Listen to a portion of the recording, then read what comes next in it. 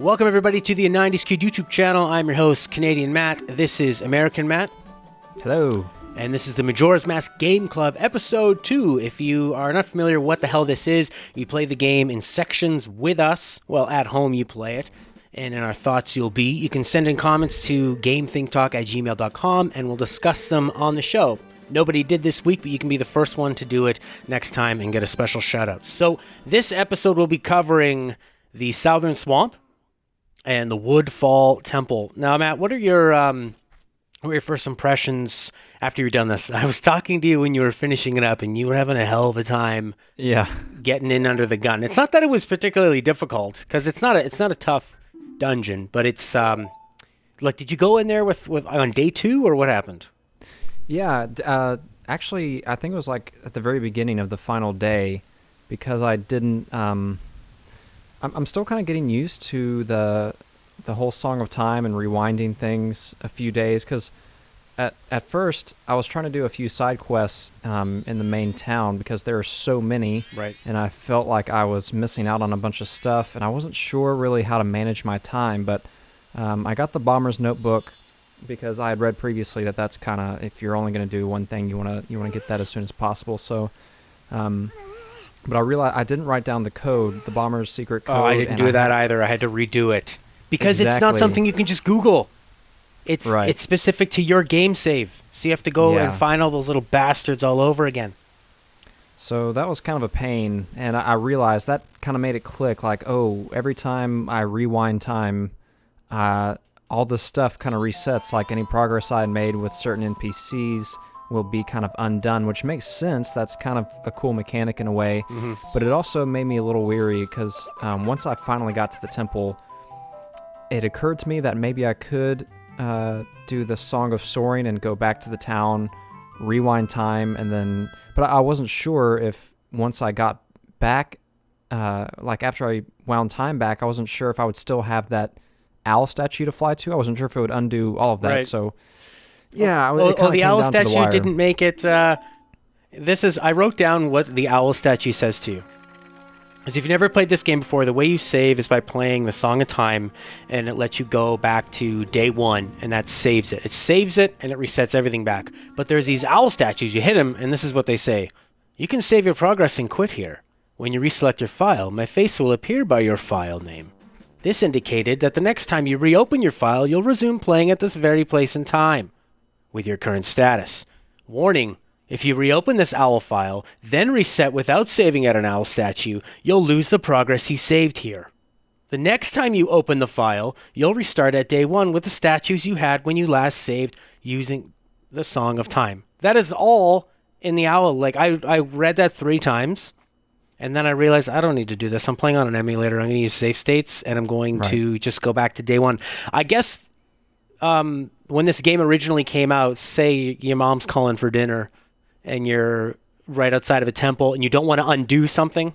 Actually, that's a bad example because I think if you're outside of a temple, you can go back to day 1 and then run to the temple and start it. But you were probably worried, am I going to have to redo anything else on the way? Am I going to have to find that witch in the forest again? Am I going to have to do all that monkey stuff? Am I going to have to ride on the boat? Right. But what you could have done was with the Song of Soaring, you can go to any of the owl statues.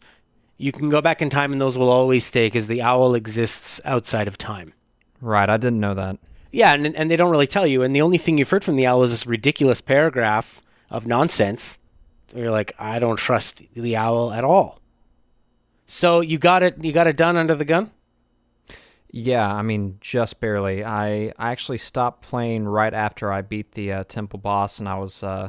trying to get through that maze. This Deku Butler was trying to guide me through the maze, I guess, to give me some kind of prize, and I did that a couple times. He's the priest. Quits. He's what? He's the high priest. Yeah, apparently. With his little twirly umbrella. That's some of these touches, like that little umbrella that he holds with the little spinning flower that kind of glides him along. Like stuff like that is really. I've been enjoying those little touches throughout this game. They've been so creative. I've been surprised. There's so many little details with the psychedelic effects and. It's just something you can do with a game that's a little more cartoony. You have such a more creative license where you're not worried about making things look super realistic. You can just have fun with it. I found that section was really tough as Link. If you're doing this one at home, if you put on the Deku mask, when you do the swirl thing, that must be what I've never seen a speed run of Majora's Mask, but I imagine they must use the Deku swirl because that thing flies. I was overtaking the guy, and you can hop on the water. So I'm happy that the Deku mask has gotten so much use so far. I've heard that you don't use it as much later on because some other masks become more useful for that. But I thought that it was just going to be you're the Deku. Once you're Link, you're going to move on from that. But I like that he's still super useful with the bubbles, bouncing on water. And that's one of the things I liked about this game was that kind of sense of power of like, I'm putting on a mask, I'm transforming, and I'm going to shoot this stupid flying enemy with a goddamn bubble. And then when it's time to like really kick some ass and you take the mask off and it's just Link and his sword, that's a really cool feeling too as well. And also the fact that you can control time. Like, you know something that these people don't.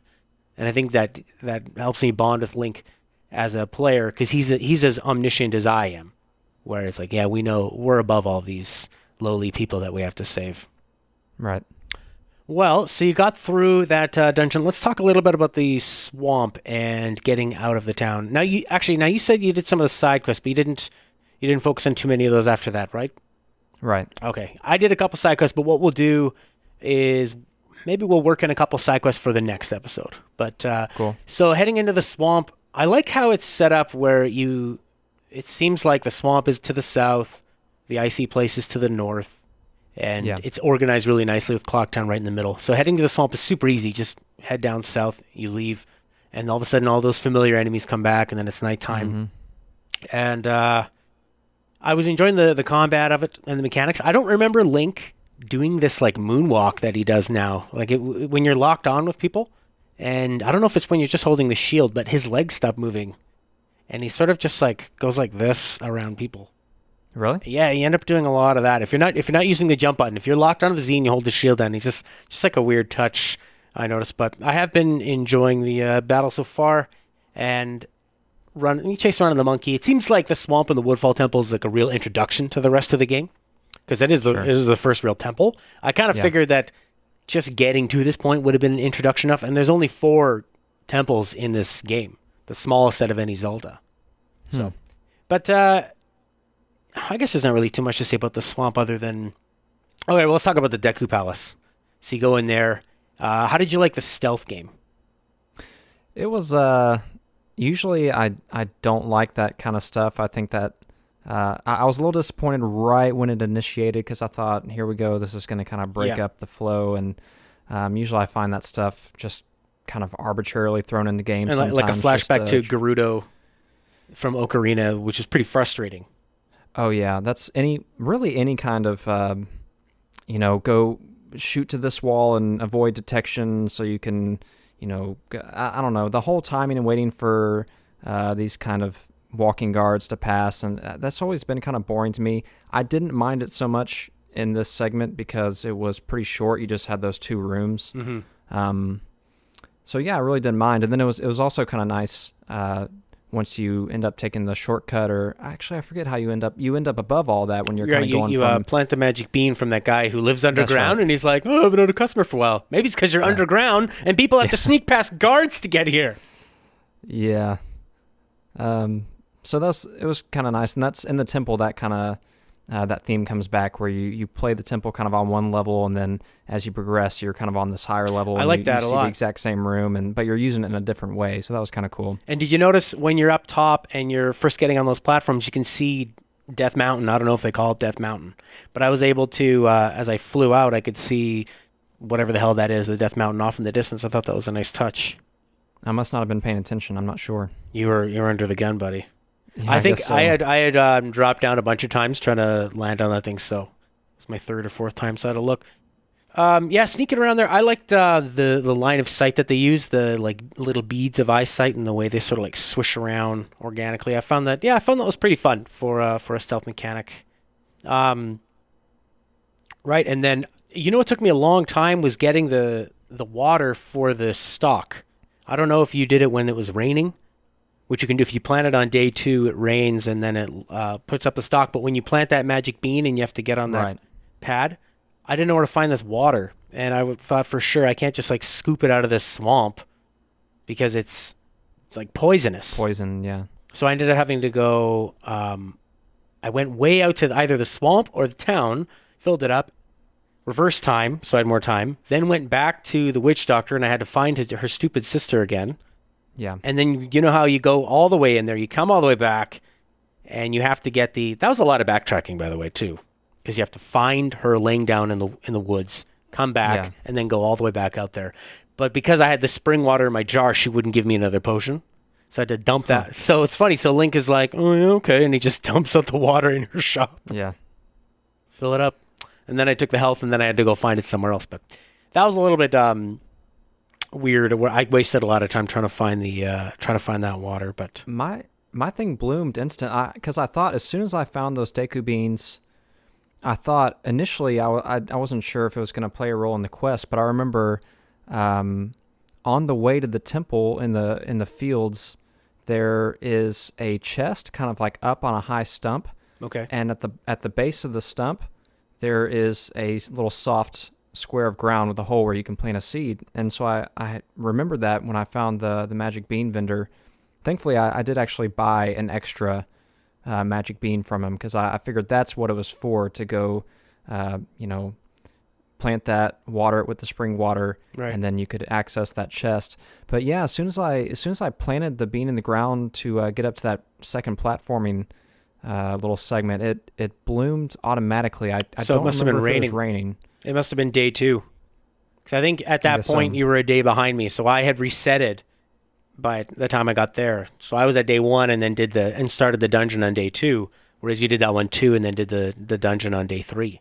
Yeah, I guess so. So it's that's a really interesting part about this game, is because everything is on a clockwork. They're able to have these intricate lives of these characters on sort of like limited hardware and limited software and limited memory. I mean, these cartridges were only like 32 megabytes. That's crazy. Yeah, compared to the 680 megabytes of a PlayStation game. And that's a Nintendo first-party game. If you're talking about like Quest 64, they probably let them have 4 megabytes to work with, like 8 megabytes, which is insane. But the ability to have these players have their Groundhog Day, like their 3-day cycle of what they're going to do and different interactions with them throughout. That's why I'm excited to talk about some of the side quests later on. What's going to be interesting is what's going to happen when you complete the dungeon. I haven't done this yet, and then you reverse time. So I'm assuming the dungeon goes back to just being uncompleted, and the effect that the dungeon had. So that poison water will go back into the swamp when you go back to day 1. Will it? Yeah, that's what's going to happen. And I think what you get is a warp or something so that you can easily beat the boss. So that's why they did it in a way where I guess the dungeons have the effects. I thought for sure that it would stay through, but I was just reading around a bit, and that seems to be the way it's going to go. So yeah, we get through the swamp, get up to the dungeon. It felt like an Ocarina of Time temple. Totally. Yeah, it's like all the same tricks, like shoot an arrow into here. You could almost kind of go through it on autopilot. A lot of the things I was doing, I wasn't like looking at a puzzle, thinking about it, and then doing it. It was more, I saw the eye, so I shoot it. I see the flame, so I light it. I don't know if that's just obvious because I played Ocarina or because I'm an adult now or like a long-time gamer. It'd be interesting to see somebody play that for the first time. But this game really assumes that you've played Ocarina of Time. Definitely. But I enjoyed it. I really liked a lot of the boss fights. The turtle fight. How long did it take you to figure out how to beat those spinning turtles? Who sound hilarious. Right.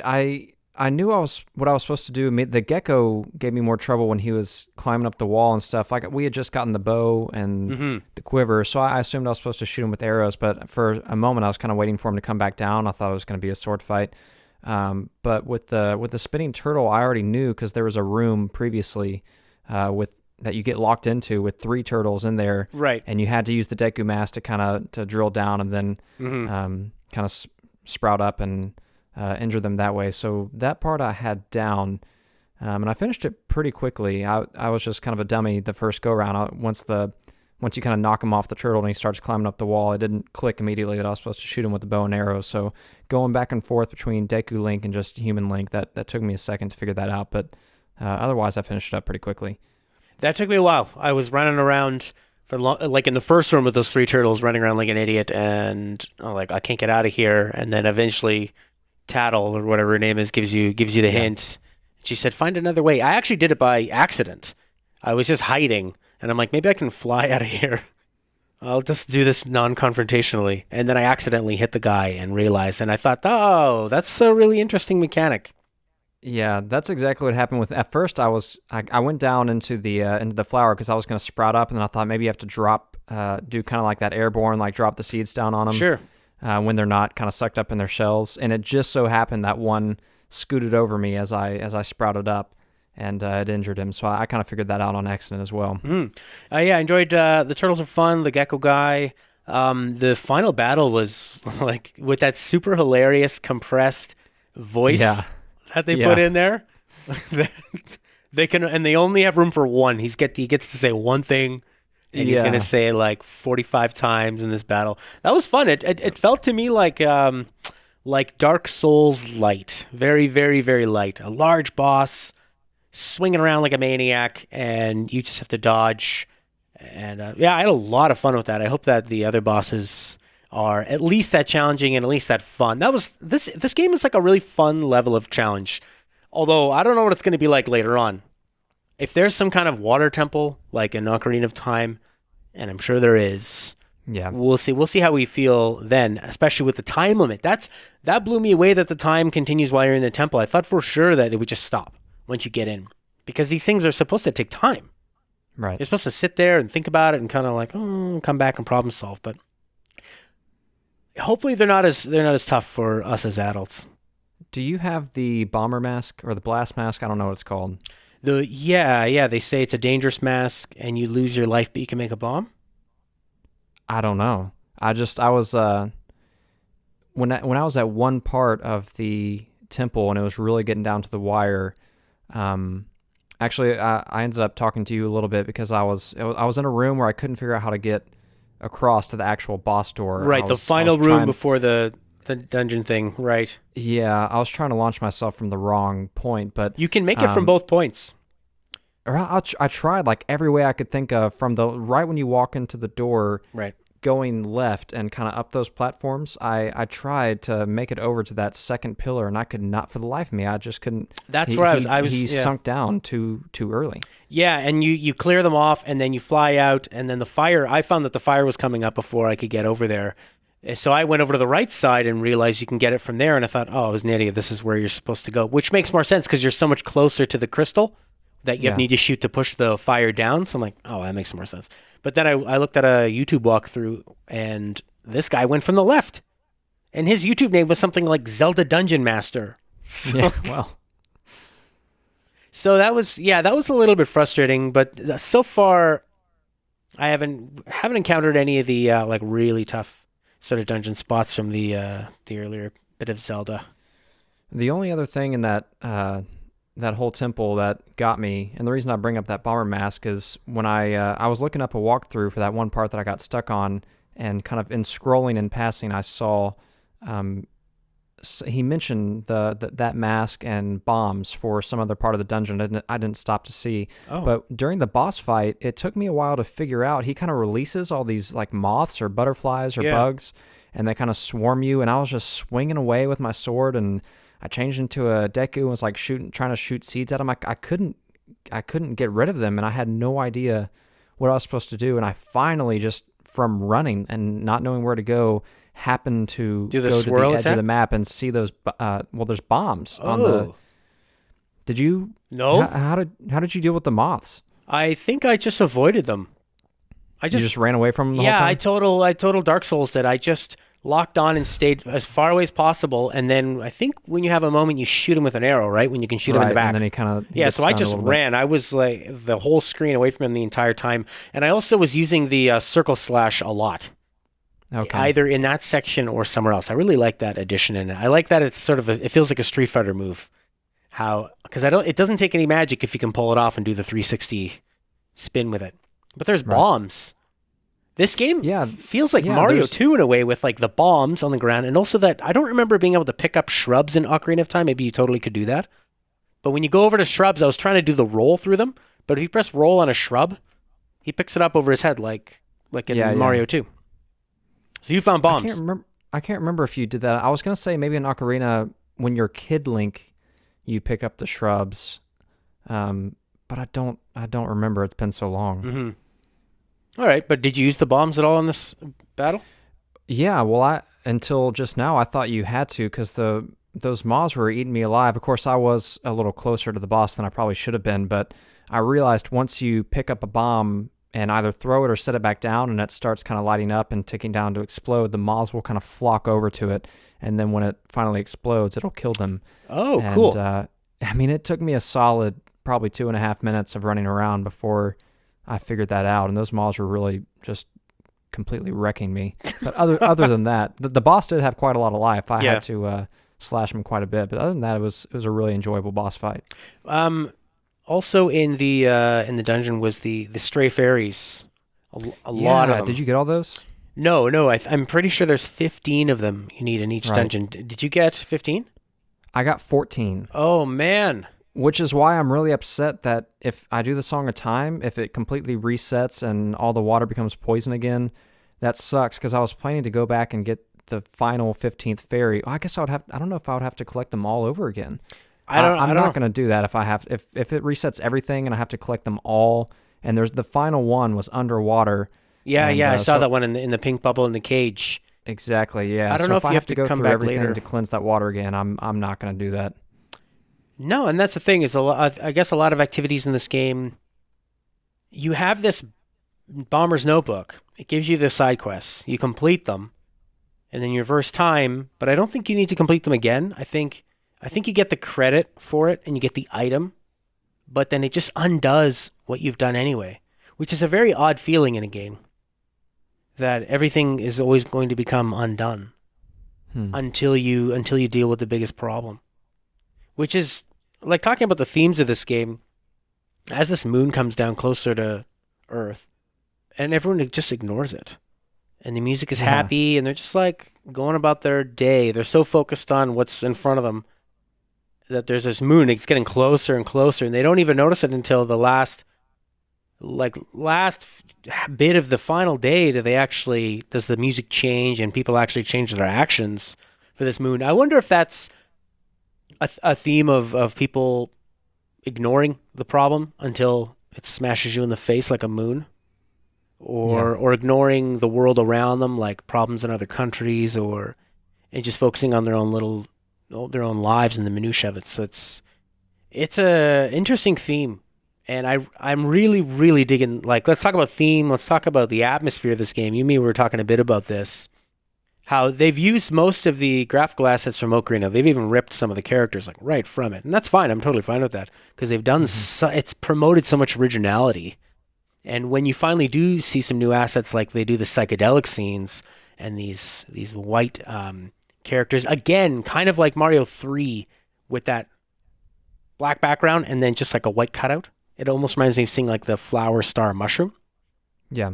And it's so cool to see that in, what could we consider like a kid's game at the time, but like super psychedelic. Yeah. Link is always in pain. The moon looks like he's in pain. When he puts on the mask, he's like screaming, and it's like you almost feel bad for him. Like, all right, I got to put this on again for 1 second so we can do this one attack. It's they really did something special, and I've heard some people say that, like, Twilight Princess is the darkest, but I haven't played that one. But I've played all the way through Twilight. I mean, Twilight Princess is literally darker. I mean, it's like a darker color palette, and things are a little bit muted, and there's kind of like a shadow world parallel. But as far as like themes go, thematically and dramatically, I think Majora's Mask is the much darker, more mature game for sure. Yeah, absolutely. In just the way it starts you off walking down this twisted corridor and taking away Link from you and Epona, and there's no Navi and nothing. It was a very incredible choice, and it's just makes you like kind of fall in love with the whole Nintendo aesthetic again and again. What they can do with it's so charming what they can do with this limited hardware. You're looking at these textures that are not textures, and even the way they do, say, the exit and entrance to a level where it's just that black kind of hole that he walks through. And, they handle everything so well with that, and it's really masterful. It just gets me, playing this game gets me so excited for the NX, and overall, how is this game holding up for you? age-wise. I mean, extremely well. I mean, you were talking about just what they do with these assets and how creatively they are kind of like recoding and recoloring and reusing, and it's just I've been really pleasantly surprised. I mean, I'm even playing this on full screen on, in a way, on a super sharp monitor, in a way it was never meant to be played. Right. And it still looks great. It's still like my imagination is still getting inspired here and there just from the things that I'm seeing. And for a game that came out 2000. I mean, what was it, almost like 17 years ago now? Yep. How long has it been? 2000 it came out. Yeah, so it's just been, that's Nintendo, that's what they do really well, and that totally, I have those same thoughts when I play Wii U games, because I know the Wii U hardware is way underpowered, comparatively when you're talking about PS4 and Xbox One. But the things they're able to pull off on the Wii U, some of the visuals in games like Yoshi's Woolly World and Yes. Super Mario 3D World, Mario Kart 8, even Pikmin 3, I just know like these have to be some of the most creative and talented developers and artists in the industry, because they are taking this hardware and really just wringing it out for all it's worth and doing it so creatively and making it look gorgeous and just fun to engage with. And that is just all over Majora's Mask. The colors and the concepts, and it's just been fun, and it's been psychedelic and yeah, awesome looking. It's been great. Yeah, to your point, I don't think anybody would have looked at Yoshi's Woolly World and say Splatoon or some of the games that they're putting on the Wii U and ever thought this is an underpowered piece of hardware. And like when the N64 came out, yeah, what they were doing at 32 megabytes compared to 680 megabytes of the PlayStation, I remember at the time thinking, oh, the N64 is way more powerful because it has Mario 64. And Nintendo was just so smart with what they did with Ocarina of Time and Mario in a way that they're like, all right, well, if we can't have detailed textures, we're just going to work with that. Like, you could give Shigeru Miyamoto a playing card and a thumbtack and some lint, and he would make the greatest multiplayer game that 4 people could sit down on a couch and play. Yeah, probably. He'd like draw a little happy face on the playing card, and he'd like connect the 3 diamonds across it, and it would make so much sense, and he'd tell a beautiful story. Look what he did by just gardening and looking at insects in his garden. Like, Pikmin is such a Nintendo game. Yeah. And just like, oh man, I'm just getting so excited for the NX. One thing I wanted to mention about the Deku Shrine, when you're running through and you're trying to get to the part that pissed you off and eventually had you call it quits. I remember I was running through this, and what I liked was that as he led you through, and you think you're done. You're like, all right, I just did this temple. Time to wrap it up. Gonna get my prize, but you don't just get a prize. He sprints off away from you with no warning. Right. And you're running after him, but they've already taught you from the monkey earlier that you just need to follow people. And when you see the other Dekus and how pissed off they look and how dark and angry they are, that you're in their space and they're tracking you like they're going to fire, but they don't. And as I'm going through this and I'm thinking, man, this really feels like Indiana Jones and the Temple of Doom. And right when I say that, a falling stone wall comes down that you've got to dive under. And then 2 minutes later, there's like a rolling stone ball that goes across. So I think they must have, I don't know, like I would really like to think that they were thinking, yeah, let's make this like Indiana Jones. And that the Dekus were Link's enemy before. So it's nice to see them still looking really menacing and tough. And also, like, what the Deku princess looks like is, she's no Zora princess, that's for sure. Yeah, that's for sure. Well, I think that is about it for this section. Is there anything else that stuck out for you? No. So what's the next stopping point after this? Let's just go temple by temple. Okay. Complete one more temple. Report back here. The side quests maybe we'll talk about on the final episode. Kind of do a cleanup, or if you happen to come across any side quests you want to do, and I've done them, then I'll update everybody. Okay. And we'll go through those. The ones I did were for the dancing girls. If you're watching the video on YouTube, that's where, Matt, wait till you do this. You get this mask, and it puts a tiny head above Link's head, but it removes his whole face, so it's all just skin. Blank skin, like a blank face where his normal face should be, and then this tiny head, and then he does this trippy dance. And then you saw the video I showed you for the intro where those girls are on their hands and knees and they call him master. Yeah, it's so weird. It's so strange. I love when Link and the two girls are dancing and you look over at the guard and he's just like, but he's not getting too into it. He's just slowly grooving.